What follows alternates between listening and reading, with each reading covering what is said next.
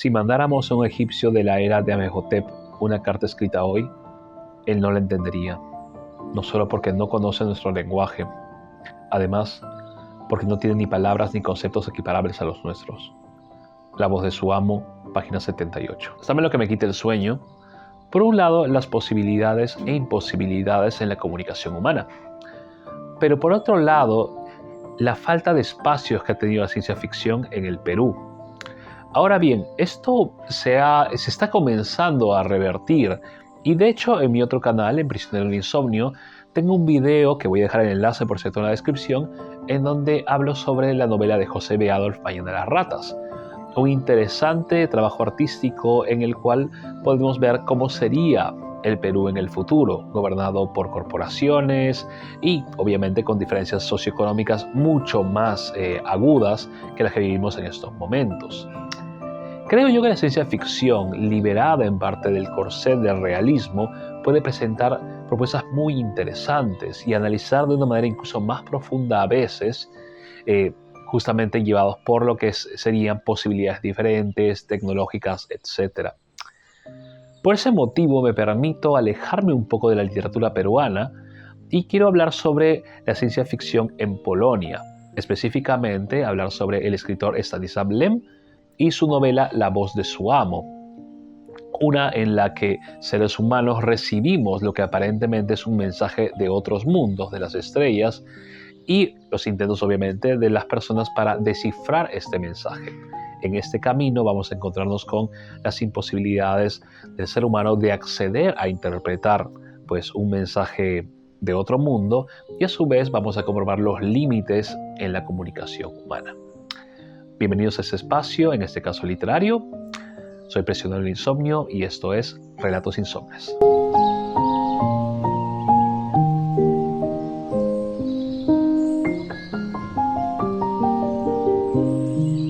Para los que me van conociendo, saben que los enfoques biográficos me aburren. De hecho, soy malo en memorizar fechas. Pero creo que el gran Lem merece cierta introducción. Stanisław Lem nació el 12 de septiembre de 1921 en Polonia. De familia judía, sobreviviría a la guerra usando papeles falsos, aunque antes estuvo en la resistencia y de hecho cumplió con el oficio de soldador. Y él decía era malo con esto, y se dedicó a sabotear desde allí, como también contrabandeó armas y municiones para la resistencia polaca. Terminada la guerra, retornó a sus estudios en medicina, especialidad de psicología, en 1946. Ese mismo año comenzó su carrera literaria con El hombre de Marte, que había escrito durante la ocupación nazi. En 1948 decidió abandonar la carrera de medicina debido a su negativa de ser médico militar por discrepancias ideológicas. Ahora bien, ¿sobre qué escribió Stanisław Lem? Más que nada sobre la comunicación o el contacto entre seres humanos y extraterrestres, y por otro lado sobre el avance tecnológico. La obra más conocida de este autor es Solaris. De hecho, denle like al video y escriban si quieren que comente el libro y quizá podré comentar también la película. Y hablando de películas, Solaris, que es su obra más conocida, fue adaptada 2 veces, bueno, 3 veces en el cine, no me acuerdo de la primera vez, pero fue adaptada en Rusia. La segunda vez fue por Andrei Tarkovsky y la tercera por Steven Soderbergh. La verdad, solamente he visto la película de Tarkovsky, que me parece muy buena, aunque creo yo palidece ante la complejidad del libro. Lem, además está decirlo, pero la literatura de Lem es muy compleja, muy existencial, muy filosófica y pertenece a lo que mucha gente, los más entendidos o puristas en la ciencia ficción, llamarían ciencia ficción dura. Para finalizar con la biografía, Lem fue miembro honorario de la Science Fiction and Fantasy Writers of America, pero fue expulsado en 1976, en parte por declarar que la mayor parte de la ciencia ficción gringa era comercial y sin valor, haciendo una excepción con la obra de Philip K. Dick, de quien comenté El hombre en el castillo en este canal, en parte por vivir en un país comunista. Stanisław Lem falleció el 27 de marzo de 2006 en Cracovia a los 84 años.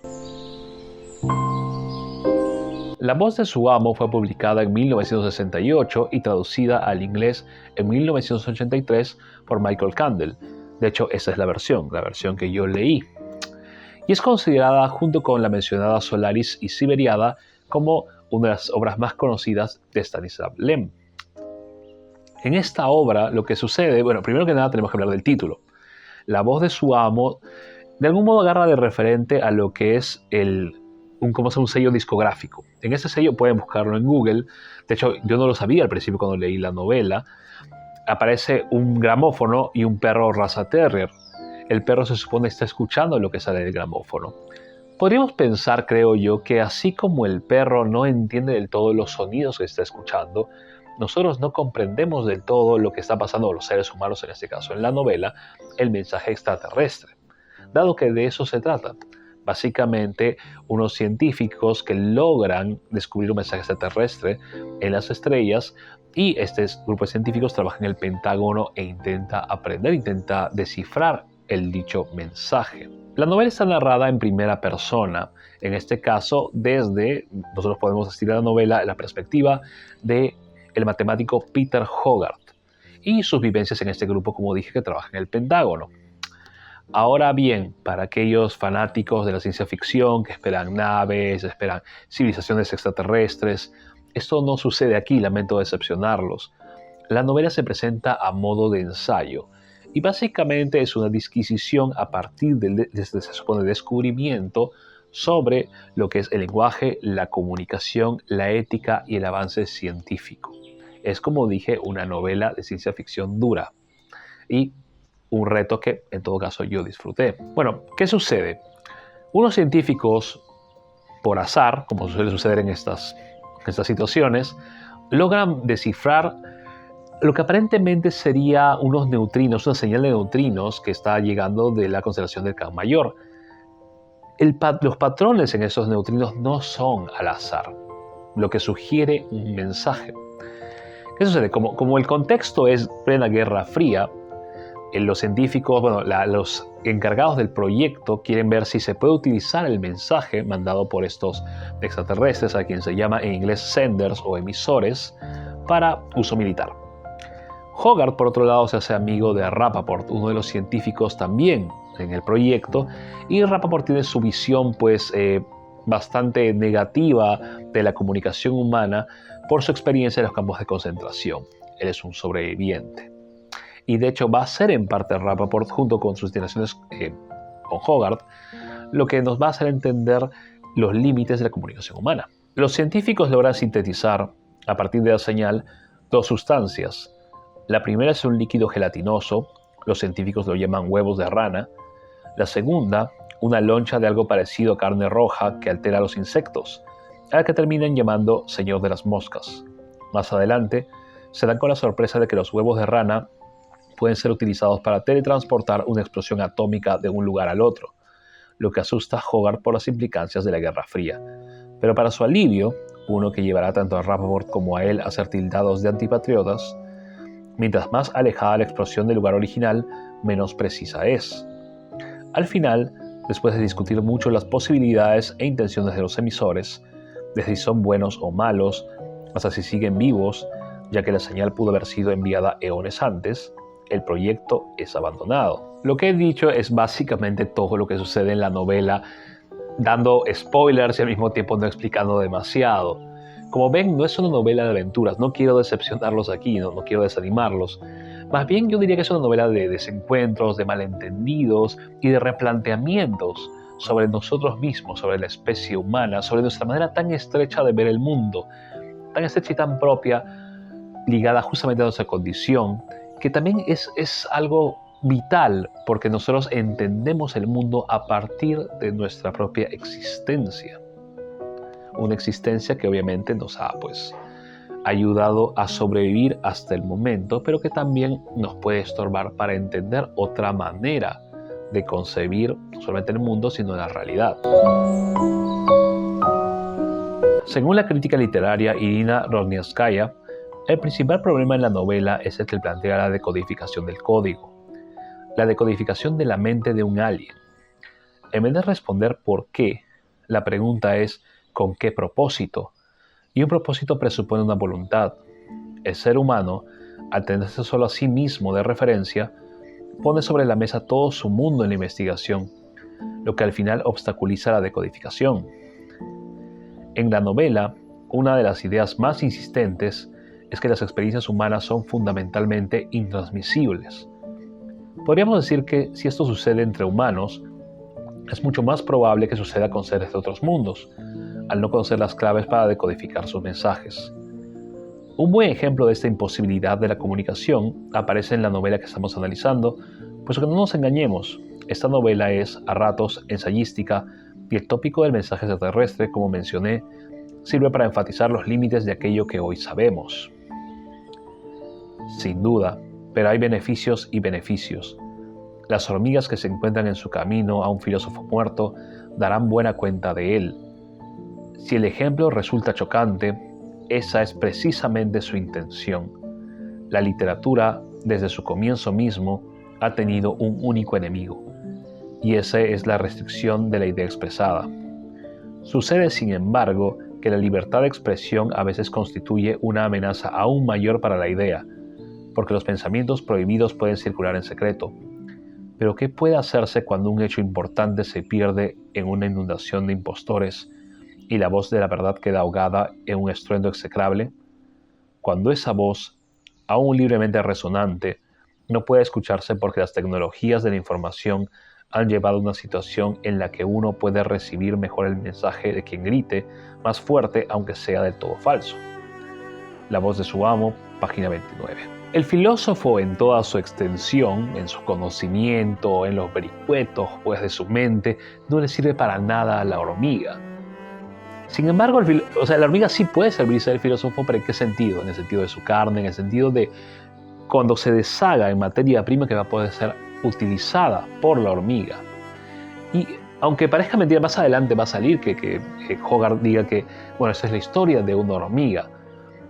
Podría parecer pesimista esta declaración, pero yo pienso que en realidad es una oración llena de humildad, ¿no? En la cual él sabe los límites que tiene no solamente él, sino su especie, en este encuentro con un supuesto mensaje de las estrellas. De hecho, un ejemplo de esas limitaciones en comunicación con seres de otros mundos, por ejemplo, aparece más adelante en el libro cuando se habla sobre conceptos básicos que, si faltaran, podrían completamente desaparecer la posibilidad de comunicación. Hablo, por ejemplo, con conceptos de muerte, frío, etc. Conceptos que son muy humanos y que podemos entender todos en nuestra especie. Sin embargo, ¿qué nos garantiza que un extraterrestre puede entenderlos? Y paradójicamente sucede, eso es una crítica que aparece también en la novela de Lem y que yo me sumo a ella, aparece en muchos ejemplos de conquista intergaláctica, por ejemplo. Pienso más bien que pedirle a extraterrestres que entiendan ciertos conceptos es demasiado, es pedir demasiado y responde más bien a una interpretación antropocéntrica del mundo y del universo en este caso. Aquí pondría un ejemplo, que quiero citar un ejemplo de la misma novela. El telegrama abuela muerta, funerales miércoles, puede traducirse a la lengua que se quiera, desde el latín y en indostani hasta los dialectos de los apaches, los esquimales o la tribu de Dobu. La razón es que todos tenemos una madre, que a su vez tiene una madre, que todos debemos morir, que el ritual de la eliminación de los cadáveres es una constante cultural, como lo es al principio del cómputo del tiempo. Pero seres que fueran unisexuales no conocerían la distinción entre madre y padre, y los que se dividieran como amebas serían incluso incapaces de hacerse la idea de un progenitor unisexual. Así pues, sería imposible transmitir la idea de abuela. Los seres que no mueren, las amebas se dividen, no mueren, no podrían concebir la noción de muerte ni de los funerales. Tendrían que aprender, por tanto, la anatomía, la fisiología, la evolución, la historia y las costumbres humanas antes de empezar la traducción del telegrama tan claro para nosotros. La voz de su amo, página 97. Bueno, según Lem entonces, la comunicación y el entendimiento entre extraterrestres y seres humanos es imposible. Para más señas, véase Solaris, que explota mucho más el tema. Sin embargo, ¿qué pasa con la comunicación entre seres humanos? ¿Lem apuesta por ella o más bien es, la novela en todo caso, o es mucho más negativo? Aquí pienso que podemos hablar sobre Rappaport, el personaje que había mencionado antes. Tanto él como Hogarth se vuelven lo más parecido a amigos que podría llamarse, pues en situaciones como las que viven. Comienzan a confiar el uno en el otro, comienzan a hablar más seguido, pero llega un punto en el que Rappaport le hace una confesión a Hogarth en una de las noches, en una de las últimas noches que comparten juntos, le habla sobre un recuerdo particularmente traumático cuando estaba en los campos de concentración. Y aquí vemos que Rappaport cuenta que, por un lado, los soldados, los carceleros nazis, se servían de ensuciar a los prisioneros, de maltratarlos, para así despojarlos de su humanidad. Sin embargo, los oficiales no necesitaban ese artilugio. Paradójicamente, para los oficiales, ya en su mente no existía comprensión entre los judíos y ellos, porque los judíos ya estaban totalmente despojados del rótulo de humanidad. Le comprendí más tarde, dijo, gracias a otras cosas. Sabía que comprendíamos el lenguaje humano, pero en cualquier caso, nosotros no éramos humanos. Eso lo sabía perfectamente. Por tanto, aunque hubiera querido explicarnos las cosas, no habría podido hacerlo.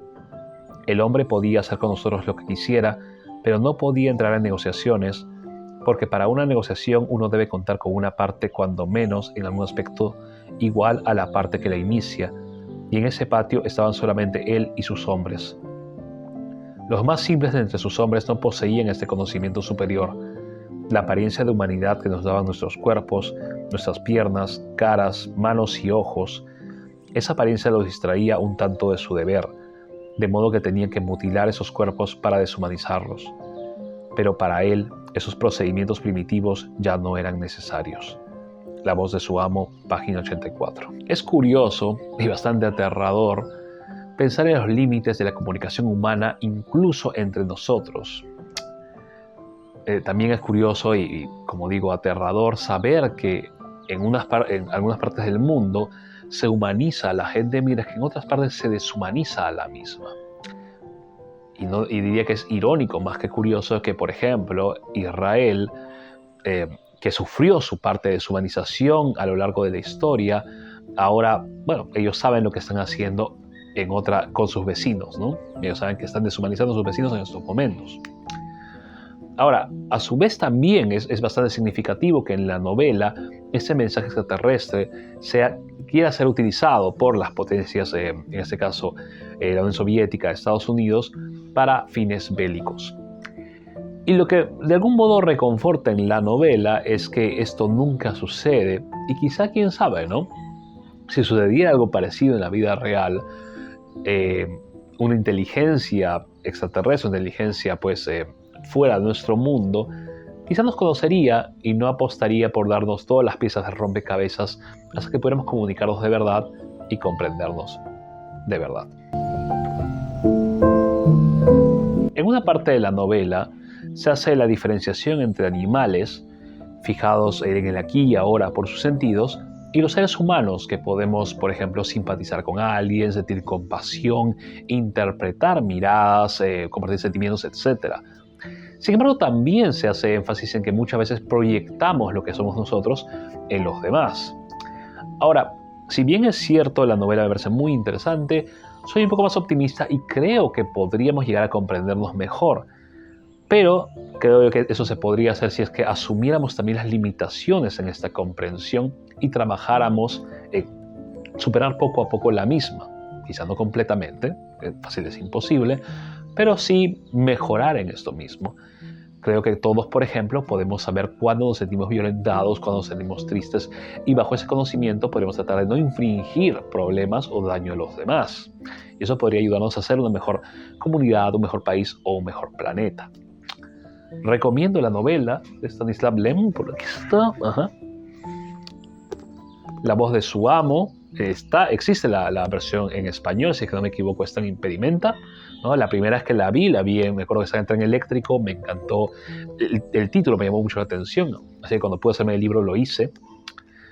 Recomiendo la lectura, pienso que les va a quitar el sueño por un buen rato, ¿no? Y recomiendo en sí el trabajo de Lem. Como dije, si quieren saber más sobre el autor, si quieren que hable de otros libros, de Solaris, por ejemplo, coméntenme, hagan un comentario, denle like al video, suscríbanse al canal, que me ayudarían un montón a seguir con este proyecto, y suscríbanse también a mis redes sociales. En Instagram estoy como relatos_insomnes y en TikTok como relatos.insomnes. Asimismo, si quieren apoyar a mi otro canal, Prisionero del Insomnio, también pueden hacerlo. En YouTube y en las redes antes mencionadas está así tal cual, Prisionero del Insomnio. Bien, Este ha sido Prisionero del Insomnio, recomendando ciencia ficción, y les deseo un buen insomnio.